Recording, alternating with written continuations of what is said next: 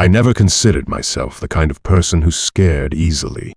I had been camping alone for years, spending countless nights deep in the wilderness without a second thought about what lurked beyond my firelight. It was early October of 2010, the time of year when the leaves were in full autumn bloom, painting the mountains in shades of crimson, amber, and gold. I had set up camp near Loft Mountain, a remote area that didn't see too many visitors this late in the season. That was part of the appeal, solitude. Just me, my truck, my tent, and the endless expanse of forest stretching for miles in every direction. The first day passed uneventfully. I hiked a few trails, gathered firewood, and spent the evening cooking over an open flame. It wasn't unusual for the mountains, but it made the woods seem different, darker, deeper, and somehow more alive. The sounds of nature were still there, the chirp of crickets, the rustling of leaves in the breeze, but underneath it all, I felt something else. A presence. A quiet, unseen watcher. I tried to shake it off, but as I sat by the fire, sipping my coffee and watching the flames, I couldn't shake the feeling that I wasn't alone. Every so often, I would hear the subtle snap of a twig, too deliberate to be the wind, too measured to be a random animal. Something was out there, watching. Still, I forced myself to ignore it. I doused the fire, climbed into my tent, and zipped myself inside. Then I finally drifted into a restless sleep. Sometime in the dead of night, I woke up with a start. My heart pounded against my ribs, though I wasn't sure why. Then came the sound again. A soft, almost imperceptible shuffling outside my tent. Not the scurry of a raccoon or the cautious steps of a deer. This was different. Slow, deliberate, like something or someone was pacing just beyond the tent, separating me from the night. I reached for my flashlight. The light illuminated the inside of my tent, but I hesitated before unzipping the flap. My gut told me not to look, that I didn't want to see whatever was out there. But I slowly unzipped the tent and shined my flashlight into the darkness. At first, I saw nothing, just the misty trees and my truck parked a few yards away. Then I caught movement near the passenger side door. A figure, tall, inhumanly tall, at least 8 feet, maybe more. It was slim.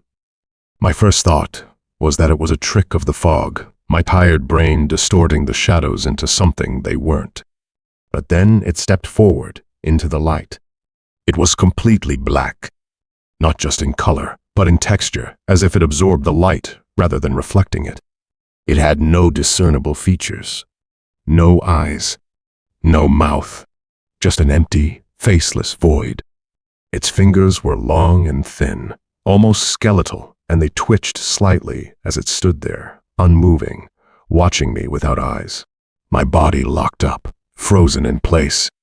I wanted to move, to run, to do anything but stare at this impossible thing in front of me. But I couldn't. I felt like a deer caught in headlights, my brain struggling to process what I was seeing. Then, in the span of a breath, it shifted. Like it was there one moment, and then slightly to the left the next. Its movements fluid and unnatural, as if it wasn't bound by the same laws of physics as everything else. I swear it got closer. I lunged back into my tent, yanking the zipper up. My mind raced. What the hell was that thing? Was it even real? Or had exhaustion and fear conspired to create some waking nightmare? Minutes passed. Maybe hours. I didn't know. Eventually, exhaustion overtook fear, and I must have drifted off because the next thing I knew, morning light was seeping through my tent walls. The first thing I did was grab my knife and cautiously step outside. My campsite looked untouched. My truck was exactly as I had left it. No footprints. Nothing to suggest that anything had been there at all.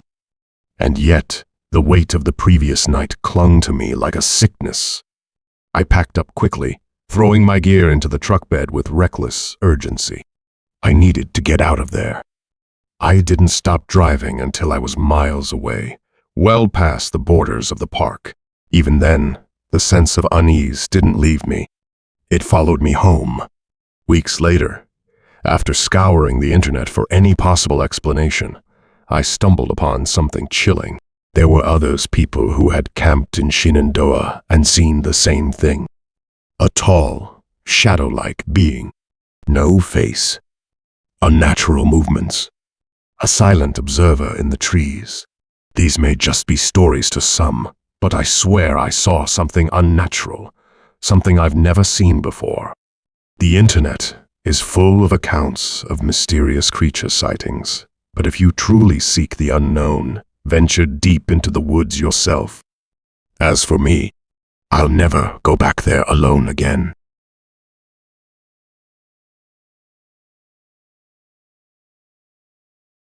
It was 2007. Me and my boy Jax, who I hadn't seen since high school graduation 3 years prior, decided camping in the Allegheny National Forest.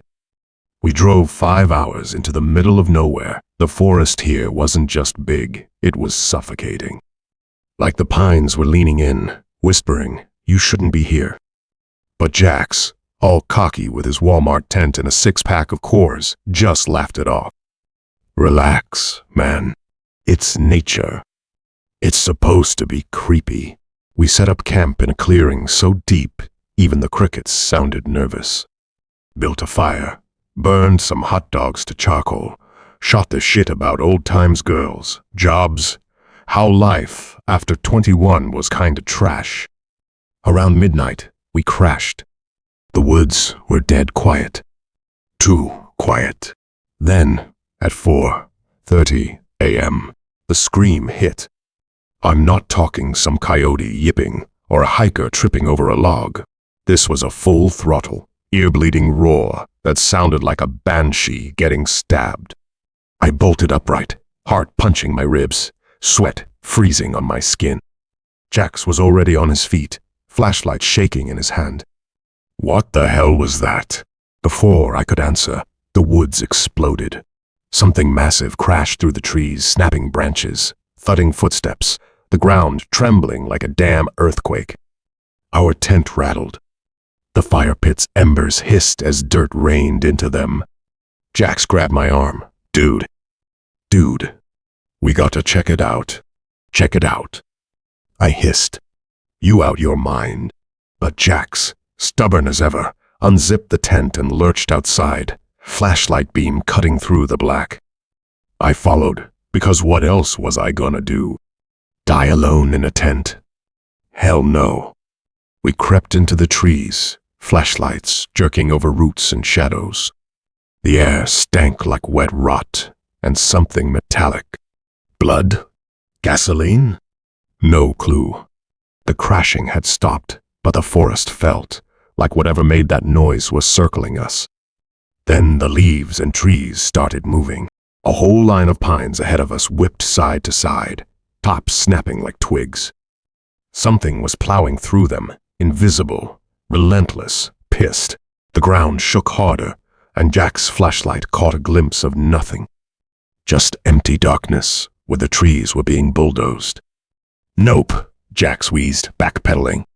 We booked it to the tent, zipped ourselves in, and sat there, shaking for hours. Every rustle, every creak of a branch, we flinched. Jax kept muttering, "It's just a bear. It's just a bear." Morning came slow, the sun bleeding through the trees like it didn't want to be there either. We waited until the light was solid, then crawled out, still jumpy. The forest was calm. Birds chirped. Sunshine glowed. Total gaslighting. "Let's see the damage," Jack said, trying to sound tough. I knew he was scared. His hands hadn't stopped trembling. We followed the path of destruction. Whole trees were yanked out of the ground, roots dangling like ripped-out hair. Branches thicker than my thigh were snapped clean, scattered like toothpicks. The dirt was gouged with trenches, deep enough to trip a moose. And the smell? Worse, like burnt rubber and wet dog. Jax kicked a shredded branch. Bear? Oh, God, bears don't do this. It's something else. My throat went dry. What does then? We stared at each other. Bigfoot? Some military experiment? A goddamn demon? No clue. But whatever it wasn't playing nice. We didn't stick around to find out. Packed our gear, didn't even roll the tent, just stuffed it wet and muddy into the trunk. Never reported it. Who'd believe us? That was the most chilling encounter we've ever had in our lives. After that night, we never met again. Busy lives kept us apart. But we both shared our story on the internet, hoping others would understand. It was terrifying, almost unbelievable, but it happened to us. We never saw the creature itself, but the destruction left behind was undeniable proof that something unnatural lurks in the deep woods. These forests keep their secrets. And in the depths of isolation, you just might encounter something you were never meant to see.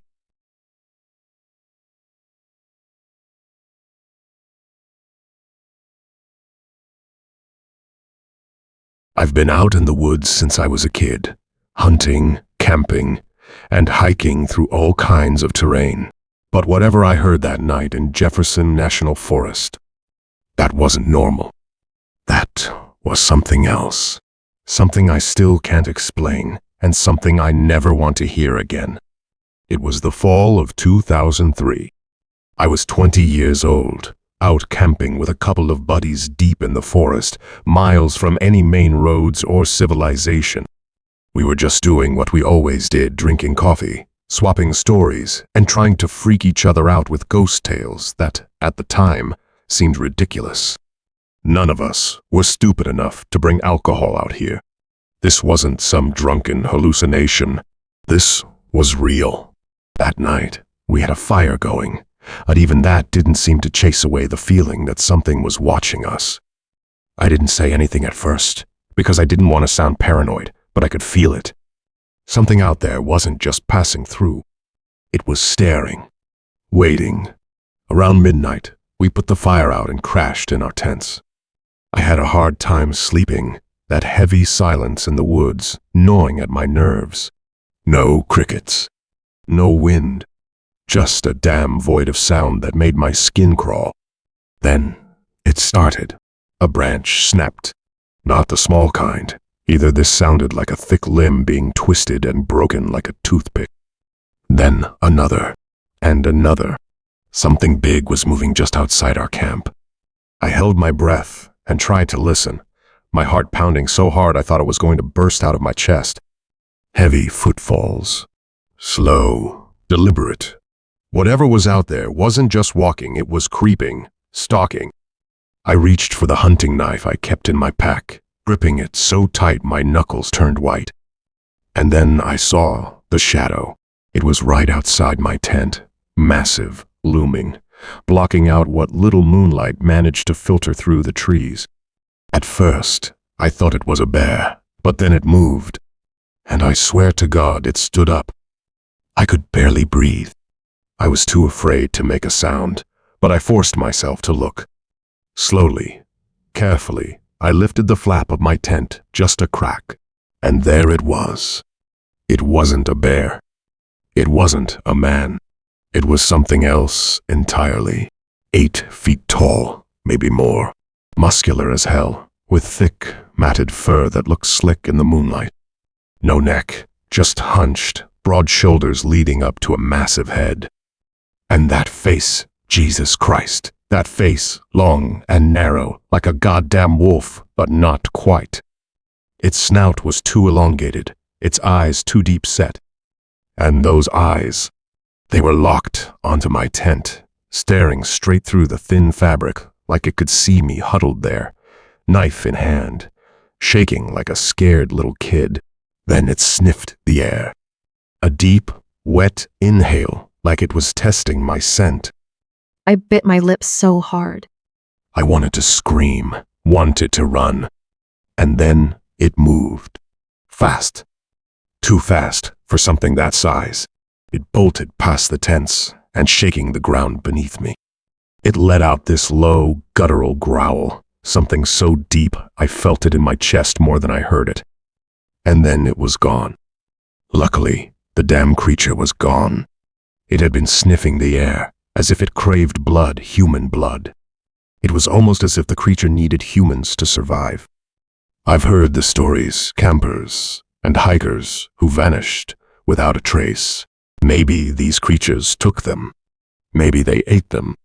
I sat there, knife clutched in my hand, heart slamming against my ribs, unable to process what had just happened. My friends never woke up. The next morning, one of them complained about a god-awful stench lingering in the air, something like rotting meat and wet dog mixed together. I just nodded and pretended I didn't know what he was talking about. I didn't tell them what I saw. Not then. I wasn't even sure if I believed it myself. It wasn't until years later, sitting at my father's kitchen table, that I finally told someone. My dad's a wildlife biologist, spent over 30 years studying animals and their behaviors. If anyone could tell me what the hell I saw, it was him. I laid it all out, every damn detail. When I finished, he just sat there, quiet, thinking. And then he told me something that made my blood run cold. He had seen something too. Not in Jefferson National Forest, but not far from it either. Something big, covered in fur, walking upright. Something that shouldn't exist. He never reported it too, and that's when I knew. I wasn't crazy. I wasn't hallucinating. Something's out there in those woods. And whatever it is, it's watching. It happened 5 years ago, when we were returning to home from the trip. I was exhausted.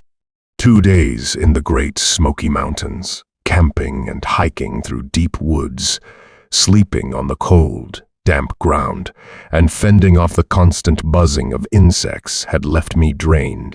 My girlfriend, Sarah, was just as tired, slumped in the passenger seat of my truck, her head resting against the window.